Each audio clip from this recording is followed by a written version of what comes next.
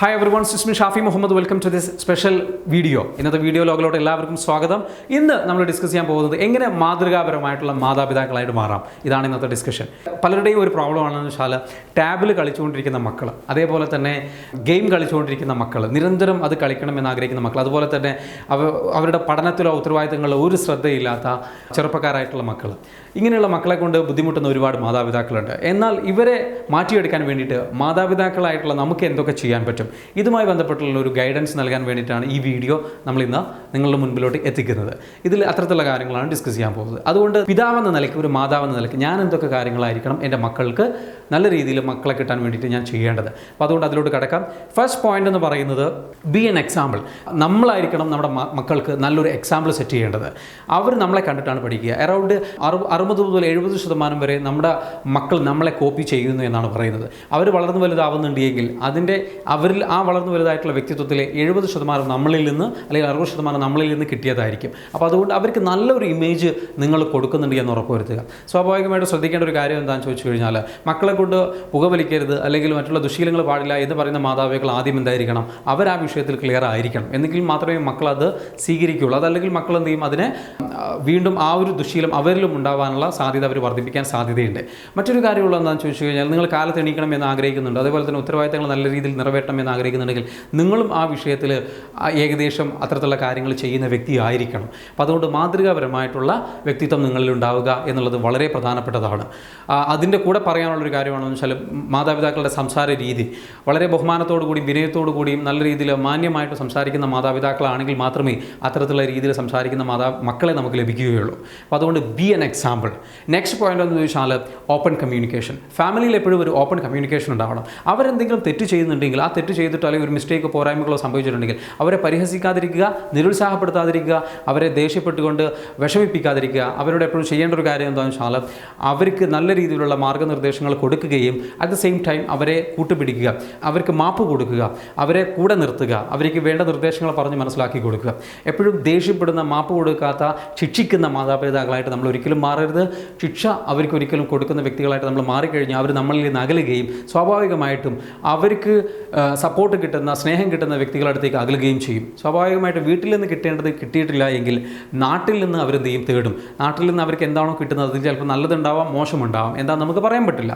സ്വാഭാവികമായിട്ടും അവർ നല്ലത് ലഭിക്കണമെന്നുണ്ടെങ്കിൽ വീട്ടിൽ നിന്ന് അവർക്ക് സ്നേഹവും കാര്യങ്ങളും കിട്ടുന്ന ഒരു നല്ല ഗൈഡൻസ് കൊടുക്കുന്ന മാതാപിതാക്കളായിട്ട് അവരോട് അവർ ചെയ്യുന്ന തെറ്റുകളെ കുറേയൊക്കെ ഒന്ന് പുറത്തു കൊടുത്ത് അവരെ കൂടെ നിർത്തി അവർക്ക് നല്ല മാർഗ്ഗത്തിലോട്ട് നയിക്കുന്ന മാതാപിതാക്കളായിട്ട് മാറണം. സോ ഓപ്പൺ കമ്മ്യൂണിക്കേഷൻ ഇത് വളരെ പ്രധാനപ്പെട്ടതാണ്. അതിൻ്റെ കൂടെ പറയാനുള്ള ഒരു കാര്യം എന്താണെന്ന് ചോദിച്ചു കഴിഞ്ഞാൽ, ചെറിയ ചെറിയ തെറ്റുകൾ ചെയ്യുന്നത് അവർ നിങ്ങളോട് വന്ന് പറയണം. എന്നാൽ മാത്രമേ അവരുടെ ജീവിതത്തിൽ ദുരന്തങ്ങളിലോട്ട് അവർ പോകാതിരിക്കുകയുള്ളൂ. അവർ നിങ്ങളോട് സംസാരിക്കാനുള്ളൊരു അവസരമില്ല എങ്കിൽ, നിങ്ങൾ ദേഷ്യം പിടിക്കുന്ന ക്യാരക്ടറാണ് എങ്കിൽ, അവരെ പീഡിപ്പിക്കുന്ന ക്യാരക്ടറാണെങ്കിൽ അവർ വലിയ വലിയ തെറ്റുകൾ ചെയ്തിട്ട് അവർ നിങ്ങളോട് മറച്ചു വയ്ക്കും. അപ്പോൾ അവർ മറച്ചു വയ്ക്കുന്ന ഒരു അവസ്ഥയുണ്ടാവരുത്. അവർ കള്ളം പറയുന്ന മക്കളായിട്ട് മാറും. അവരെ ദേഷ്യപ്പെടുന്ന മാതാപിതാക്കളോട് മക്കൾ കള്ളം പറയും. എന്തുകൊണ്ടാണ് കാരണം എന്ന് ചോദിച്ചാൽ, ആ മക്കൾക്ക് സത്യം പറയാനുള്ള ധൈര്യം നിങ്ങൾ കൊടുക്കുന്നില്ല. അവർ സത്യം പറയുമ്പോഴേക്കും അത് തെറ്റോ അല്ലെങ്കിൽ മോശമായ ഒരു കാര്യമാണെന്നുണ്ടെങ്കിൽ നിങ്ങൾ എന്ത് ചെയ്യുന്നു, അവരെ പീഡിപ്പിക്കുന്നു, വിഷമിപ്പിക്കുന്നു, ദേഷ്യം പിടിക്കുന്നു. സ്വാഭാവികമായിട്ടും അവർ സത്യം പറയില്ല. അവരെന്ത് ചെയ്യും, നിങ്ങളിൽ നിന്ന് അകലുകയും അവർ കള്ളം പറയാനുള്ള സാധ്യതയുണ്ട്. കാരണം എന്താ വെച്ചാൽ, അവർക്ക് നിങ്ങളുടെ ദേഷ്യം, വിഷമം അവരൊരിക്കലും ആഗ്രഹിക്കുന്നില്ല. അത് ഒഴിവാക്കാൻ വേണ്ടിയിട്ടാണ് അവർ കള്ളം പറയുന്നത്.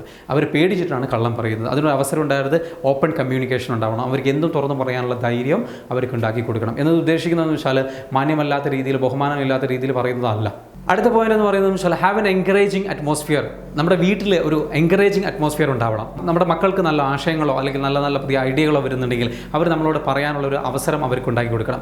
അത് പറഞ്ഞു കഴിഞ്ഞ് കഴിഞ്ഞാൽ അവർ പുതിയൊരു തീരുമാനം എടുക്കുകയാണ്, അല്ലെങ്കിൽ പുതിയൊരു കോഴ്സ് തിരഞ്ഞെടുക്കാൻ തീരുമാനിക്കുന്നു. അപ്പോൾ അതിനെ സപ്പോർട്ട് ചെയ്യണം. അതല്ലാതെ നിങ്ങളുടെ ഒരു തീരുമാനം അവരെ അടിച്ചേൽപ്പിക്കുന്ന ഒരു അവസ്ഥ ഉണ്ടാവരുത്. അവരുടെ ആശയങ്ങൾക്കും നിങ്ങൾ എന്ത് ചെയ്യണം, സപ്പോർട്ട് ചെയ്യുന്ന വ്യക്തികളായിട്ട് നിങ്ങൾ മാറണം. അപ്പോൾ അതുകൊണ്ട് അത്തരത്തിലുള്ള രീതിയിൽ നിങ്ങൾ അവരുടെ ആശയങ്ങൾ എന്താണ് അത് കേൾക്കാൻ തയ്യാറാവുകയും അതിൽ എന്തെങ്കിലും കറക്ഷൻസ് ആവശ്യമുണ്ടെന്നുണ്ടെങ്കിൽ നിങ്ങൾ എന്ത് ചെയ്യുക, അത് പറഞ്ഞു കൊടുക്കുക. നിങ്ങൾക്കത് പറഞ്ഞു കൊടുക്കാൻ കഴിയാത്തൊരാശയമാണ് എങ്കിൽ അത് അറിയുന്ന വ്യക്തികളിലോട്ട് നിങ്ങൾ എന്ത് ചെയ്യുക, അവരെ എത്തിക്കുക. അവരുടെ കൂടെ പോയിട്ട് എന്ത് ചെയ്യുക, അവരുടെ മുൻപിൽ ചെന്നിട്ട് ഈ ഒരു ഇങ്ങനെ ഒരു മകൻ ഇങ്ങനെ ഒരു തീരുമാനം എടുക്കാൻ തീരുമാനിച്ചിട്ടുണ്ട്, എന്താണ് നിങ്ങളുടെ അഭിപ്രായം എന്ന് ആ ഒരു മേഖലയിൽ അറിവുള്ള ഒരു വ്യക്തിയുടെ കൂടെ സപ്പോർട്ട്, ഈ ഒരു മകന് സപ്പോർട്ട് കൊടുക്കുക അല്ലെങ്കിൽ മകൾക്ക് സപ്പോർട്ട് കൊടുക്കുക.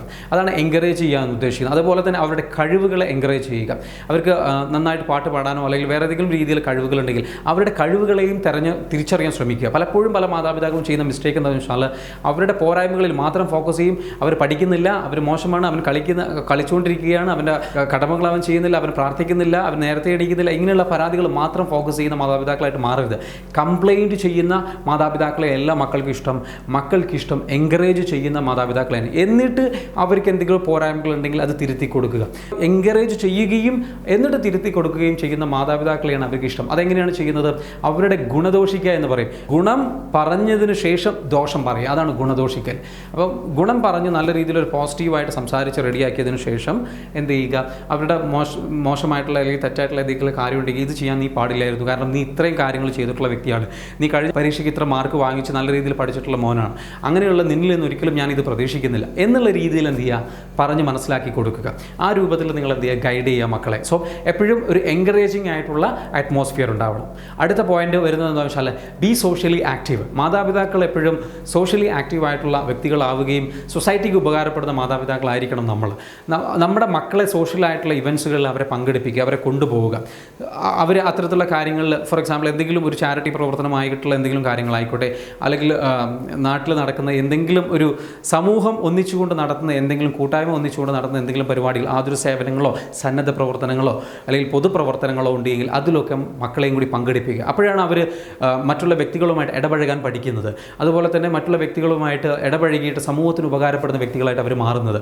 നമ്മുടെ അയൽപ്പക്കക്കാർക്കും നാട്ടുകാർക്കും സമൂഹത്തിനും ബന്ധുക്കൾക്കും ഉപകാരപ്പെടുന്ന വ്യക്തികളായിട്ട് മാറണമെന്നുണ്ടെങ്കിൽ മാതാപിതാക്കൾ അയൽപ്പക്കത്ത് നടക്കുന്ന ബന്ധുവീട്ടിൽ നടക്കുന്ന പരിപാടികളുടെ ഭാഗമാവുകയും അവിടെ സഹകരിക്കുകയും അവിടെ മക്കളെയും കൂടെ കൂട്ടി സഹകരിക്കുകയും ചെയ്യുമ്പോൾ സ്വാഭാവികമായിട്ട് മക്കൾ എന്ത് ചെയ്യും? മികച്ച രീതിയിലുള്ള വ്യക്തിത്വങ്ങളായിട്ട് അവർ മാറും. അപ്പോൾ അതുകൊണ്ട് ആ ഒരു കാര്യം നിങ്ങൾ വളരെ നല്ല രീതിയിൽ ശ്രദ്ധിക്കുക. നിങ്ങളുടെ മക്കൾ ഏറ്റവും മികച്ച രീതിയിൽ സമൂഹത്തിന് ഉപകാരപ്പെടുന്ന വ്യക്തികളായിട്ട് മാറാൻ വേണ്ടിയിട്ട് നിങ്ങൾ ഏറ്റവും നല്ല രീതിയിൽ അവരെ വളർത്തിയെടുക്കാൻ വേണ്ടിയിട്ട് ശ്രദ്ധിക്കുക. അടുത്ത പോയിന്റ് വരുന്നതെന്ന് വെച്ചാൽ കെയർ യുവർ പാരൻസ്. നിങ്ങളുടെ മാതാപിതാക്കളെ നിങ്ങൾ എങ്ങനെ നോക്കുന്നു അതുപോലെയായിരിക്കും നിങ്ങളുടെ മക്കൾ നിങ്ങളോട് പെരുമാറുന്നത്. നിങ്ങളുടെ മാതാപിതാക്കളോട് നിങ്ങളെ വളരെ വിനയത്തോടു കൂടിയും ബഹുമാനത്തോടു കൂടിയും നല്ല രീതിയിലാണ് പെരുമാറുന്നത്, അവരോട് സൗഹാർദ്ദപരമായിട്ടാണ് പെരുമാറുന്നത്. സ്വാഭാവികമായിട്ടും അത് കണ്ടിട്ടാണ് നിങ്ങളുടെ മക്കൾ പഠിക്കുക. അതുകൊണ്ട് തന്നെ അത് ശ്രദ്ധിക്കുക. നിങ്ങളുടെ മക്കൾ നല്ല രീതിയിൽ നിങ്ങളോട് പെരുമാറാൻ, നല്ല സ്നേഹത്തോടു കൂടി പെരുമാറാൻ, ബഹുമാനത്തോടു കൂടി പെരുമാറാൻ നിങ്ങളുടെ മാതാപിതാക്കളെ മികച്ച രീതിയിൽ നല്ല സ്നേഹത്തോടു കൂടി അവർക്ക് വേണ്ട സപ്പോർട്ടും സഹകരണവും എത്തിച്ചു കൊടുക്കുന്ന രീതിയിൽ വളരെ പ്രാധാന്യത്തോടു കൂടി നിങ്ങൾ കാണുക. നിങ്ങൾ ഭാര്യയോട് നിങ്ങളുടെ മാതാപിതാക്കളെ പറ്റി എങ്ങനെയാണ് പറയുന്നത്, നിങ്ങളുടെ മക്കളോട് എന്തൊക്കെയാണ് പറയുന്നത്, മക്കൾ കേൾക്കുക എന്തൊക്കെയാണ് മാതാപിതാക്കളെ പറ്റി പറയുന്നത്, അത് വളരെ സൂക്ഷിക്കുക, ശ്രദ്ധിക്കുക. ഒരിക്കലും മാതാപിതാക്കളെ മോശമായിട്ട് ചിത്രീകരിക്കുന്ന ഒരു സംസാരം വീട്ടിലുണ്ടാവരുത്. അവർക്ക് എപ്പോഴും പ്രാധാന്യം കൊടുത്തുകൊണ്ടായിരിക്കണം. എങ്കിൽ മാത്രമേ നിങ്ങൾക്ക് പ്രായമാവുമ്പോൾ, നിങ്ങൾ വലുതാവുമ്പോൾ നിങ്ങളുടെ മക്കൾ നിങ്ങൾക്ക് വളരെ നല്ല പ്രാധാന്യവും അവരുടെ മക്കൾക്ക് നല്ലത് പഠിപ്പിച്ചു കൊടുക്കുകയും ചെയ്യുകയുള്ളൂ. അപ്പോൾ അതുകൊണ്ട് അത്തരത്തിലുള്ള രീതിയിൽ നിങ്ങൾ ശ്രദ്ധിക്കുക. Care your parents. നിങ്ങളുടെ മാതാപിതാക്കളുടെ ആവശ്യങ്ങൾ മനസ്സിലാക്കി അവരെ സ്നേഹത്തോടു കൂടി പെരുമാറുന്ന മക്കളായിട്ട് നിങ്ങൾ മാറുക. സ്വാഭാവികമായിട്ടും നിങ്ങളുടെ മക്കളിൽ നിന്ന് നല്ലത് പ്രതീക്ഷിക്കാം. അടുത്ത പോയിന്റ് വരുന്നതെന്ന് വെച്ചാൽ ആങ്കർ മാനേജ്മെൻ്റ് ആണ്. എങ്ങനെ ദേഷ്യം നമ്മൾ കൈകാര്യം ചെയ്യുന്നു എന്ന രീതിയിലാണ് മക്കൾ നമ്മളോട് ഇടപഴകുന്ന രീതിയിലുള്ളത്. വളരെ പ്രധാനപ്പെട്ടതാണ്. സമൂഹത്തിൽ അതേപോലെ തന്നെ ബന്ധുക്കളോട്, സുഹൃത്തുക്കളോട്, അതേപോലെ തന്നെ അയൽപ്പക്കക്കാരോട് ഒരു പിതാവെന്ന നിലയ്ക്ക്, ഒരു മാതാവെന്ന നിലയ്ക്ക്, ഒരു കുടുംബനാഥനെന്ന നിലയ്ക്ക്, കുടുംബനാഥ എന്ന നിലയ്ക്ക് നമ്മൾ എങ്ങനെ പെരുമാറുന്നു, ഇടപഴകുന്നു, അതിനനുസരിച്ച് മക്കൾ അത് കണ്ടുപഠിക്കും. സ്വാഭാവികമായിട്ടും എങ്ങനെയാണ് ആങ്കറിനെ എങ്ങനെ നിങ്ങൾ കൈകാര്യം ചെയ്യുന്നു, എല്ലാവരോടും ഒരു ദേഷ്യത്തിലും വിഷമത്തിലും ഒരു വെറുപ്പിലും ഒരു വിദ്വേഷത്തിലാണോ പെരുമാറുന്നത്, സ്വാഭാവികമായിട്ടും മക്കളിലും അതുണ്ടായി വരാൻ സാധ്യതയുണ്ട്. അപ്പോൾ അതുകൊണ്ട് എപ്പോഴും വളരെ ശാന്തമായ രീതിയിൽ മക്കളോടും മാതാപിതാക്കളോടും അതേപോലെ തന്നെ സഹോദരങ്ങളോടും ഭാര്യയോടും ഭർത്താവിനോടും പരസ്പരം നിങ്ങൾ പെരുമാറുന്നത് വളരെ ശാന്തമായിട്ടായിരിക്കണം. അതൊരിക്കലും എന്ത് ചെയ്യരുത്, ദേഷ്യം പെട്ടെന്ന് പ്രകടിപ്പിക്കുന്ന ഒരു അവസ്ഥയിലാവരുത്. മറിച്ച് എന്താ വേണ്ടത്, വളരെ നല്ല രീതിയിൽ പക്വതയോടുകൂടി മാന്യമായിട്ട് സംസാരിക്കുന്ന ഒരു ഭാഷയാണ് നിങ്ങൾ ഉപയോഗിക്കുന്നത് എന്നുള്ളത് എപ്പോഴും ശ്രദ്ധിക്കുക. ഇത്തരത്തിലുള്ള കാര്യങ്ങൾ ശ്രദ്ധിച്ചു കഴിഞ്ഞ് കഴിഞ്ഞാൽ, ഈ 6 കാര്യങ്ങൾ ശ്രദ്ധിച്ചു കഴിഞ്ഞാൽ നിങ്ങളുടെ മക്കളെ നിങ്ങൾക്ക് നല്ല രീതിയിൽ വളർത്തിയെടുക്കാൻ കഴിയും. അതിന് കഴിയട്ടെ എന്ന് ആശംസിക്കുകയാണ്. ഈ ഒരു വീഡിയോ ഇവിടെ അവസാനിപ്പിക്കാൻ പോവുകയാണ്. ഈ ഒരു വീഡിയോ അവസാനിപ്പിക്കുന്നതിനോട് കൂടെ എനിക്ക് പറയാനുള്ളത് എന്താണെന്ന് വെച്ചാൽ, നിങ്ങളെ സംബന്ധിച്ചിടത്തോളം ഇത്തരത്തിലുള്ള കേസുകൾക്ക് ഇതുമായി ബന്ധപ്പെട്ട് നിങ്ങൾക്ക് കൗൺസിലിംഗ് ആവശ്യമുണ്ടെന്നുണ്ടെങ്കിൽ എന്നെ നേരിട്ട് സമീപിക്കാവുന്നതാണ്. അതിന് വേണ്ടിയിട്ട് നിങ്ങൾക്ക് എന്ത് ചെയ്യാം, ഈ വീഡിയോയിൽ കാണുന്ന നമ്പറിൽ ബന്ധപ്പെടാം. അതേപോലെ തന്നെ നിങ്ങൾക്ക് നമ്മുടെ വാട്സപ്പ് കൂട്ടായ്മയുണ്ട്. ഇത്തരത്തിലുള്ള ക്ലാസ്സുകൾ കൂടുതൽ ലഭിക്കാൻ വാട്സപ്പ് കൂട്ടായ്മയിൽ ജോയിൻ ചെയ്യാം. അതിലും ഈ വീഡിയോയിൽ നമ്പർ കാണിക്കുന്നുണ്ട്. അതിനുവേണ്ടി നിങ്ങൾ മെസ്സേജ് അയക്കുക. എനിവേ, നിങ്ങൾക്ക് എല്ലാവർക്കും നല്ലൊരു ദിവസം നേർന്നുകൊണ്ട് ഞാനിപ്പോൾ നിർത്തുന്നു. This is me Shafi Muhammad. See you later. Bye. Take care.